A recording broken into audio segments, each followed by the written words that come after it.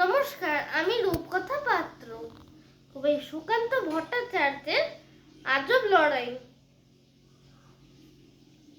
ফেব্রুয়ারি মাসে ভাই কলকাতা শহরে ঘটল ঘটনা এক লম্বা সে বহরে। লড়াই লড়াই খেলা শুরু হলো আমাদের, কেউ রইল না ঘরে আমাদের শ্যামাদের।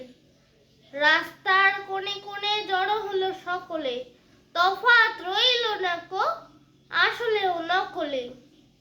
শুধু শুনি ধর ধর মার মার শব্দ, যেন খাঁটি যুদ্ধে মিলিটারি জব্দ।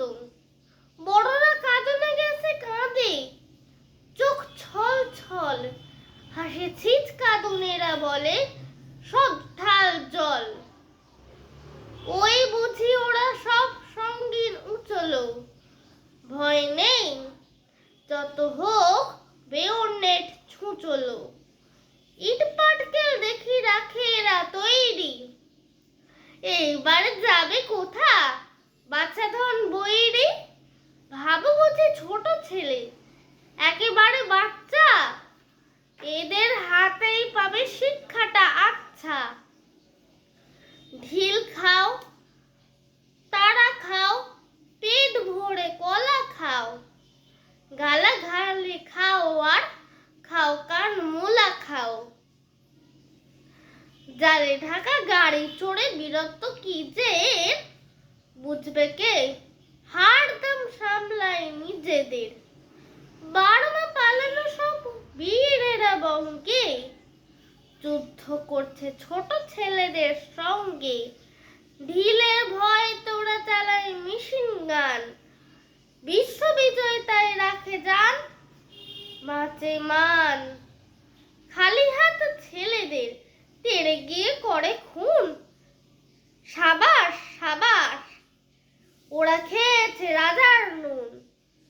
ডাং গুলি খেলা নয়, গুলির সঙ্গে খেলা, রক্ত রাঙানো পথে দুপাশে ছেলের মেলা।